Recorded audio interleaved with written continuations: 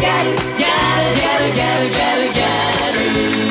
So in the early 1990s, the subculture emerged in Japan as a form of rebellion as well as nonconformity against Japanese society and its traditional fashion standards, as women were expected to be housewives and their appearance were based on traditional Asian standards: pale skin, black hair, and natural makeup. This style of subculture is considered by many to be unusual and a fun version of Western fashion, and many know it for its characteristic of tan and brown or blonde hair. And this is the story of Gyaru culture. So basically, the word Gyaru is the Japanese pronunciation of the word gal, used to refer to a young girl or woman. It is said that this word became prevalent in Japan when the American jeans manufacturer Wrangler launched a line of jeans for women in 1972 with the term gals. Sometime later in 1979, the singer Sawada Kenji released a song in which he mentioned this word.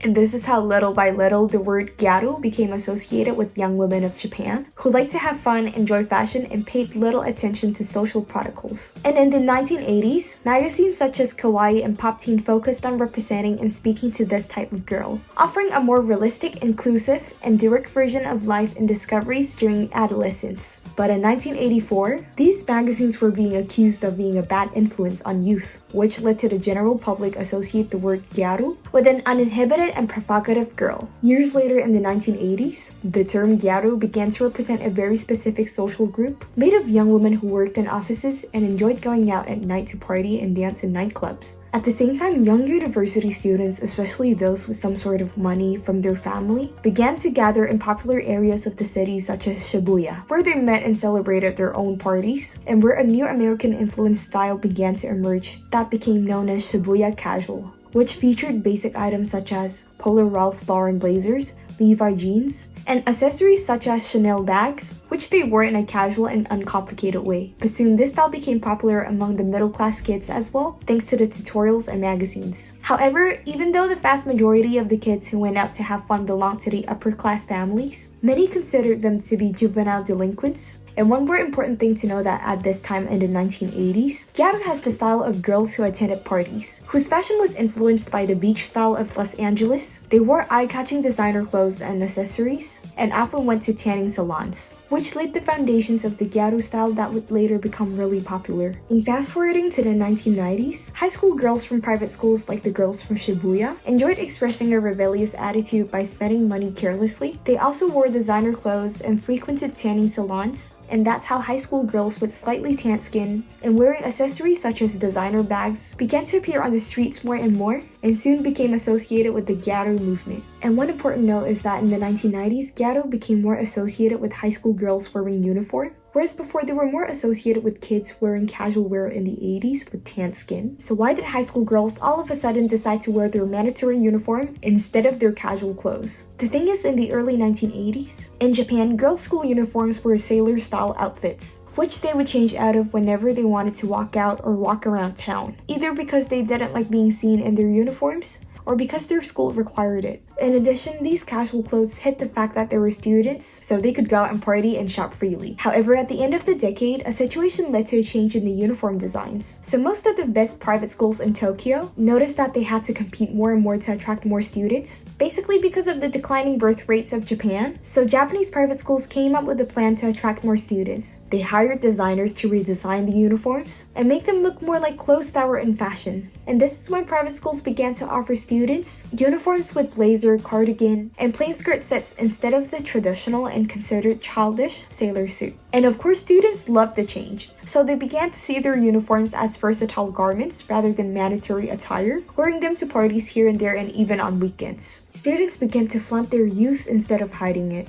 All of this gave rise to a trend among high school girls. And this uniform was the basis of the first Gyaru, who added some rebellious touches, raised their skirts to the waist to make them shorter, wore loose socks, and in a major challenge to authority, dyed their hair brown, known as chappa. This color allowed them to accentuate their light tans, and further challenged the city's traditional beauty standards. This look was daring, carefree, and rebellious. And by 1993, Gyaru had hit the streets of Shibuya, making it clear that a new trend was emerging among young people. Although it was not yet a massive style, it's interesting to note that this style was not invented by any magazine, but grew organically among the wealthy, rebellious teenagers. As a result, by the mid-1990s, Japanese pop culture was dominated by high school girls, and this is how the Gyaru style began. As the rebellious look of rich girls from the best private schools of Tokyo. The new trend gradually attracted more and more attention from young people. But there is a problem. If you were a random person on the streets wanting to dress like these girls, how could you dress in a Gyaru style? There was no specific rules to it. What does this style specifically compose of? So due to the organic pressure of this style in Japan, even when it reached a certain level of popularity in the mid-1990s in Japan, there were still no Gyaru magazines nor clothing line to serve as a guide to getting into this style. But what there was a place where Gyaru girls would simply just hang out there, which was Shibuya. So some Gyaru girls decided to sponsor a store called Me Jane in a building called Shibuya 109. And actually thanks to this store, this building actually attracted a lot of customers, specifically girls in search of Gyaru style, which is why the owner of the building wanted more Gyaru stores, turning the 109 building into the ideal place to find this fashion. And actually because of this, Gyaru style had to expand a lot more, enough for all of these stores to have a lot of diversity. And with the emergence of new clothing styles, uniforms were no longer necessary. And by 2000, the Gyaru style included skirts, platform sandals, slightly colorful makeup, along with dyed hair and salon tans. And this expansion in Gyaru fashion paved way for girls who previously, due to not having a certain status and was not able to participate in this, to now being able to be a part of this fashion trend. And another fun fact, a lot of these private school girls who are already known to be Gyarus began to work in these stores as some sort of mentor, who in addition to selling, advised girls who came in who saw them as authoritative figures, since they already knew the style really well. And that's how the 109 building became a symbol for a must-go place if you want to get the Gyaru style. And I'd say these adolescents were really smart and are definitely achieving things. With the help of this building, by the second half of the 1990s, the Gyaru style was a part of the mainstream fashion trends in Japan, reaching pop culture. Even Namiya Amuro wore clothing that was reminiscent of the Gyaru style. The thing is, this singer actually never considered herself to be a part of the Gyaru style, yet she is considered the first Gyaru icon by her audience due to the way she looked with her hair, tan skin, miniskirt, and platform boots. And with this style being so accessible, it no longer belonged to just the upper class. Now most of them belong to the middle class. But around 1997, several magazines finally began to incorporate Gyaru style into their publications. By the end of the 1990s, the Gyaru subculture was known to most of the teenage girls in Japan, and due to this popularity, it was not uncommon for girls from the lower middle class or the girls from more remote neighborhoods to want to imitate the same style. Although this new generation of Gyaru girls don't have the same economic capacity as the girls who went to Shibuya in the past, so these factors actually lead to these girls looking for Gyaru clothes in cheaper places. So once again, they started exploring new garments for Gyaru and giving way to the expansion of the world Gyaru style. And this is how in 1998, the Gyaru style started facing some fundamental changes. It remained based on a style inspired by summer and parties, yet the hair dye was a little different. Hair was now dyed in streaks or bleached blonde, and blue or green contact lenses started to appear,